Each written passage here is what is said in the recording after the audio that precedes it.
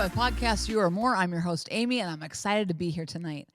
So, I wanted to talk to you about something that's been on my mind, and that is a place of transition.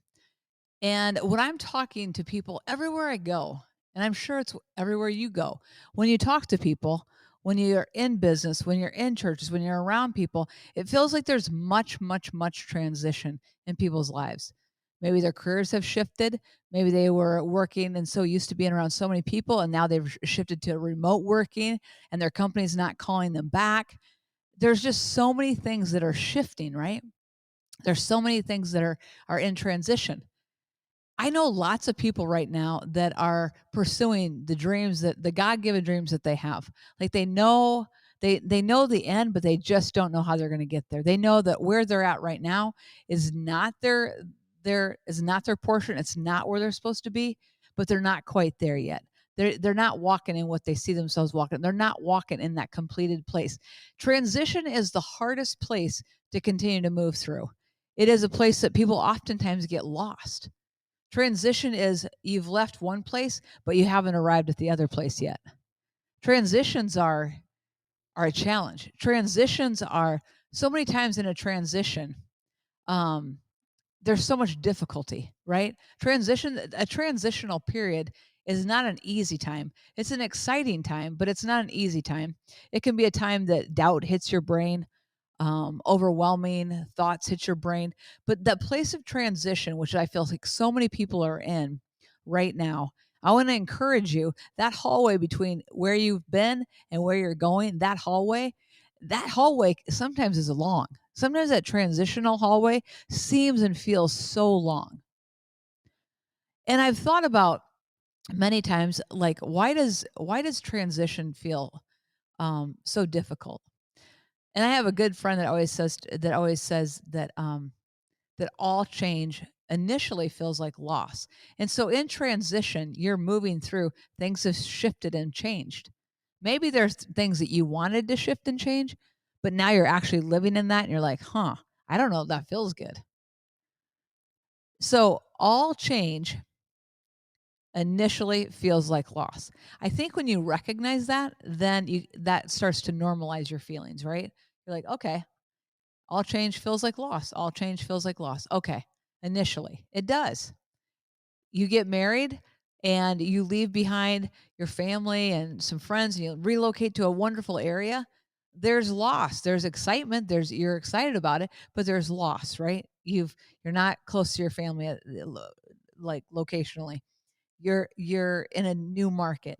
Like there's things like all shifts, all change initially feel that way. So the transition from here to your next place. I would say that every industry that I know is in great transition, that things are shaking and they're rocking and rolling. And it seems like it doesn't feel very steady and very stable. I can tell you that from different churches I've been in, from different businesses I've been in. Like every area I go into, I'm like, wow, we're seeing great transition. And that to me is so indicative of so much opportunity that can be captured by you at this point. And when I say that, I'm saying that there's great transition, and who's going to lead in transition is because we've never been where we are today is up for grabs. Who's going to lead in an industry? Who's going to influence in an industry? Who's going to lead um, in so many different areas is all up for grabs. Like there's so many areas that I don't think that the ways we've done it in the past aren't working anymore. So who's going to lead in the future? And I think that now is such a time of opportunity um, to to to hone your talents, to hone your abilities, to even put yourself out there because I think now is a time that there's so much opportunity that way. So I want to talk to you about the perils of the hallway between the hallway we're calling transition, the hallway between I've left one place, but I'm not at the other place yet. There's some pitfalls you have to avoid. Number one, you're going to have to avoid the pitfall of the naysayer. That's a big one, guys. The pitfall of the naysayer.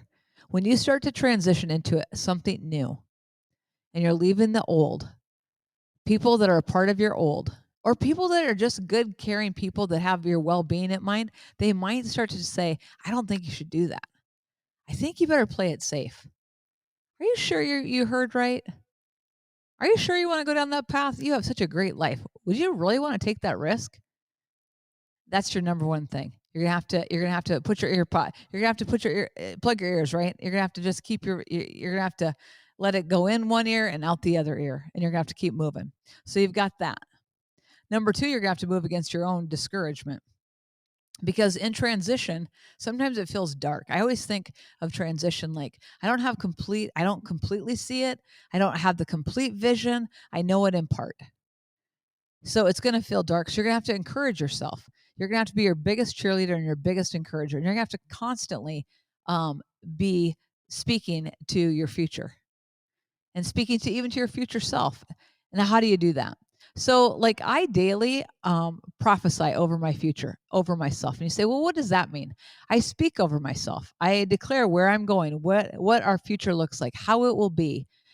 And I'm prophesying over it. I'm foretelling. I'm speaking over it. Things that I just feel like are on my heart to speak.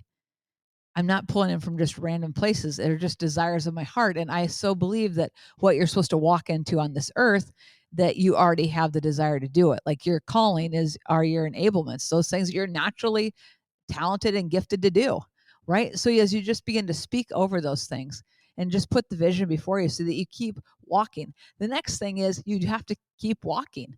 There's a scripture that I've literally clung to the last few years, and it says, as thou goest, step by step, I will open up the way before you. As thou goest, step by step. Now, I like to go mile by mile. That's my personality type. I like to go mile by mile. Let's just get through this. But all the while, when I'm walking through the hall of transition, patience is being birthed in me. Perseverance is being birthed in me. I'm being built for my future as I walk through the hall of transition. The hall of transition is where many people fail. The hall of transition is where there's much fallout. There's much fallout in that hall because it's the unknown. It's the scary place. It's the lonely place. It's the path that you're pushing. You feel like you're pushing a boulder up a mountain, right? It's that path. The benefit of getting through that transition has got so much value to you. I have passed through seasons of transition where I didn't know how one thing was going to transition into another thing, and I can tell you that it has required much of me.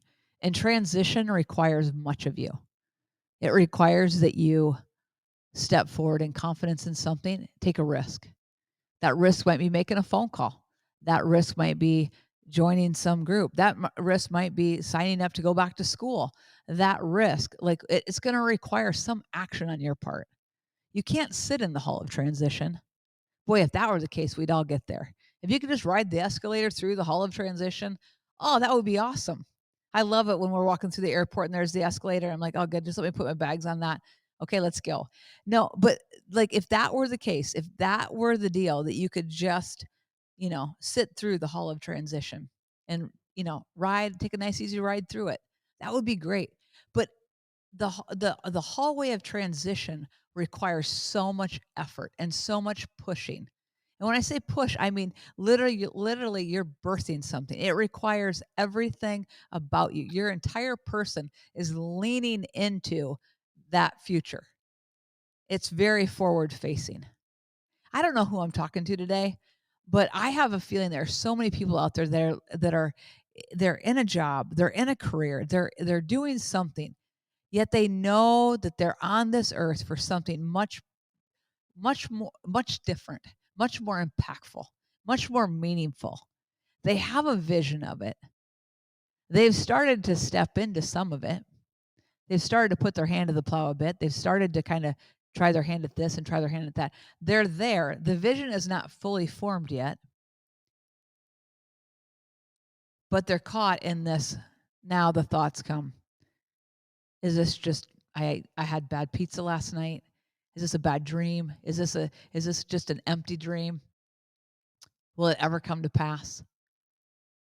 And that is, my friend, is where so many people miss out. They're walking through the hall of transition. To fail proof, and I don't mean fail proof because so much of this is dependent on, like, I mean, the grace of God, obviously, to get you from one season to the next. But when you're really called and you're really walking into a time of transition, I think a few things are critical. I think it's very important that you have a couple people, not many, two, maybe three, that stand with you and that see greatness on the inside of you.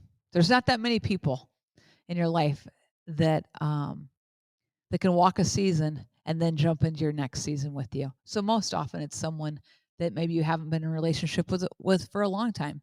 Maybe it's just been a few years or something. But they see greatness in you, and that they stand and that when you're down or when you're not seeing what they're seeing, that they'll speak to that in you. They'll speak to the greatness in you. Guys, that's invaluable. Many die and many don't make it through the hall of transition because of that. They don't have anybody speaking into them. They don't have anybody believing with them. So that agreement, that belief, even the borrowed belief, because that's powerful too. I use borrowed belief a lot in different areas. That belief will keep you moving. The next thing is I think that you need to have an action plan. And I talk about action so much, but faith without works is dead. And here's the thing, without an action step, you fall prey to a victim mentality. Without taking action, you start to surrender your future to just the whatever will be kind of a mentality. So it's very critical that you take decisive actions every single day. I'm so committed to this that I actually have a I joined a I signed up to be part of a group that we have extreme accountability, and we have to make it we had to make a list of the 10 things that would move the needle for our November. The 10 things that would make significant impact on our Novembers if we did them every single day. And here's the thing, every single day, I sit there and look at that, and I know the next morning I have to report to those other team leaders my activities. That extreme accountability is causing me to actually have to take action and move forward. Now, I would consider myself a pretty disciplined person, but I can tell you this, if I didn't have to meet those people every morning on a Zoom and report to them that I completed my 10 tasks that I committed to every single day in November, I would hit the snooze. I would I would not make a couple of the phone calls. I would find an excuse. I know myself. I've been challenged on this, but that extreme accountability is critical. And so I'm holding myself to a standard with these people because I want to move the needle in my life in November. I'm not hanging out in the holiday zone. I'm going to enjoy the holidays, but I'm not hanging out in passivity and, oh, I'll start next year. Guys, I have, like 8 or 9 weeks left to just crush things and to tee it up strong for first quarter of next year. And so that's the action step I'm taking because I'm seeing my future and I'm like, oh, my now self that is might be struggling and wrestling with the tasks that I've committed to, my future self is going to thank me. My future self is going to be grateful that I did pursue, that I didn't take the break, right? That I didn't take my foot off the gas. So, you've got to have the people that agree with you. You've got to have the action step. And I think the action step, the reason I think you need the accountability is I think that as disciplined and as intentional we are about getting things done, life happens. And sometimes life happens in a big way and you can easily get knocked off your game. Without that extreme discipline and accountability, you might lose a few days. You got to keep things going because here's the thing. When you make a commitment to something and then you disregard it and or you give an excuse to why you didn't do it, all along you're losing confidence in yourself. That's why it's so critical, guys. When you make a commitment to do something and you do it, you start to trust yourself. When you say you're going to do something and you actually do it, you trust yourself even more. When you say you're going to be a disciplined person, when you say you're going to take action steps that way, you can't believe the confidence that starts to come out of you. And guess what? All influence is created based on the foundation of integrity. And the greatest integrity is that you honor your word. That's a high call, guys. The greatest integrity is that you do what you say you're going to do. That's a standard that I go, well, I fall down, I get back up. I fall down, but I get back up. You got to get back up quick, right? But I put myself in a rigorous training situation because I'm going to transform how I do things. And I have to be so intentional about that. If that's something that interests you, guys, we could create a group. We could do something that we could put high intensity, commitments to it. That's what you need to find, right? To transgress through the hall of transition. And then you got to keep that vision before you. So when I'm laying in bed in the morning and my alarm's going off and it's 4:30 or 4:45 in the morning and I'm like, "Oh, no." Guess what pops in my head? Because I've seen it so much and I've practiced it so much. I see my future. And my future says, "Get up." My future says, "Hey, get up. Take that next step. Hey, do you hear me? Get up. Keep going. Hey, do you hear me? Get up. Make that phone call. Get on that bike. Take that walk. Sing that song. Write that book. Start that podcast." That's what my future self just keeps saying to me. And I see it. Get up. Get up. Get up. I'm like, okay, okay, okay. Guys, let that vision be so strong in you. Because if you get to that place and you start to walk in what you're actually called to walk in, the vision that you're called to walk in the place you're called to walk in, you're going to experience fulfillment, victory, a satisfaction like, okay, I'm starting to walk in it. And here's the thing, the impact that you will have upon so many lives as you walk in and you walk in all that you're called to walk into, not partially, completely, all that you're called to walk into, guys, the impact is going to be huge. So my encouragement to you today is don't fall away in the hallway of transition. Keep pursuing, keep walking, be disciplined, get rid of the naysayers and keep that vision before you. Keep yourself encouraged. Keep speaking over it. Keep prophesying over your life and over your future.